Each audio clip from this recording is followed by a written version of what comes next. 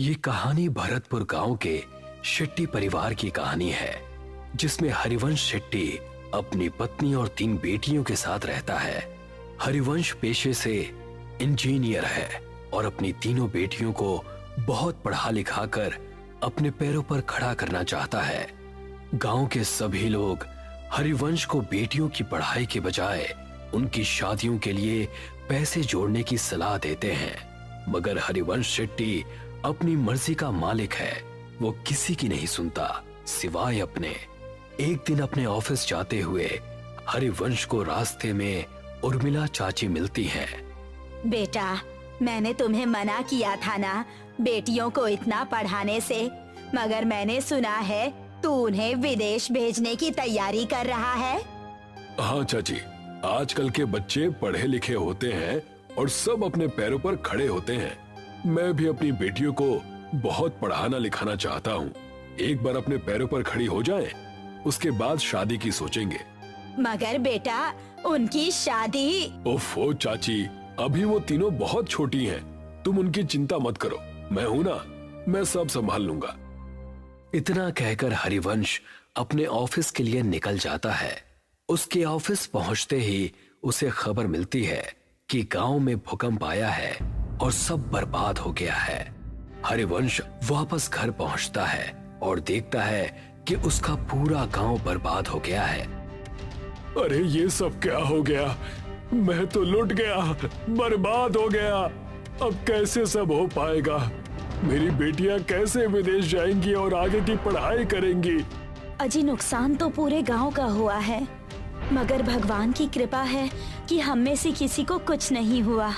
सभी लोग जल्दी से जल्दी गांव को खाली कर दो। सरकार ने कहा है यहाँ अभी और बड़े भूकंप आने वाले हैं। देखते ही देखते पूरा गांव नदी पार करने के लिए इकट्ठा हो जाता है।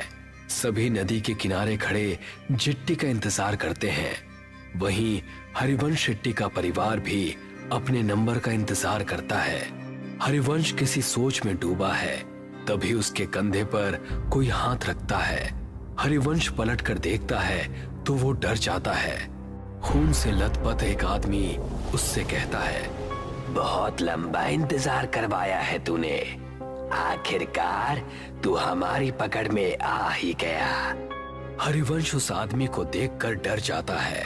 वो आसपास देखता है, सभी लोग नॉर्मल हैं। ऐसा लगता है जैसे हरिवंश के अलावा किसी और को वो आदमी नजर ही नहीं आ रहा।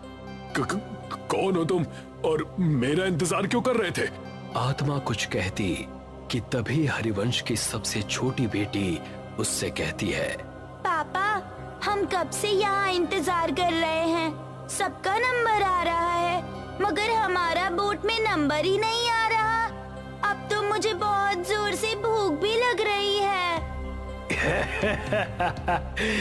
क्या दिन देखने पड़ रहे हैं ना इंजीनियर।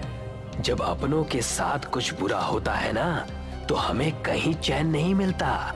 सही कहा ना मैंने? मगर तुम हो कौन और मुझसे क्या चाहते हो? तभी हरिवंश की नजर नदी के बीचों बीच चल रही नाव पर पड़ती है, जहां से बहुत चीखों की आवाजें आ रही हैं। नाव नदी के बीच हिचकोले खाने लगती है। तभी हरिवंश की नजर नदी में कुछ आत्माओं पर पड़ती है, जो जेट्टी से कुछ लोगों को पानी में गिराने की कोशिश कर रहे हैं। जो आदमी नदी में गिरता जाता है, वो आत्माएं एक एक करके उनका गला मरोड़ती, तो कोई आत्मा किसी का खून पीती है। इतना भयानक मंजर देखकर हरिवंश मन में सोचता है, शायद इन आत्माओं को आदमियों से प्रॉब्लम है, इसीलिए ये सिर्फ आदमियों को मार रही हैं। अगर मैं मेरे परिवार के साथ गया तो ये मेरे साथ साथ उन्हें भी नुकसान पहुंचा सकती हैं, जो मैं बर्दाश्त नहीं कर सकता। इतना सोचते हुए हरिवंश वहां से उल्टा गांव की तरफ भागना शुरू करता है और उसके परिवार वाले उसे वापस आने को कहते हैं। अरे, वहाँ कहाँ जा रहे हैं आप? गांव में खतरा है, लौट आइए। हाँ पापा, वापस आ जाइए ना प्लीज। वहाँ मत जाइए ना पापा, वापस आ जाइए ना। मगर हरिवंश किसी की नहीं सुनता और गांव के अंदर भाग जाता है। वो जैसे ही गांव में जाता है वो देखता है वहां कोई नहीं है। एकदम सन्नाटा छाया हुआ है। हरिवंश अपने उजड़े हुए गांव को चारों तरफ से देखता है।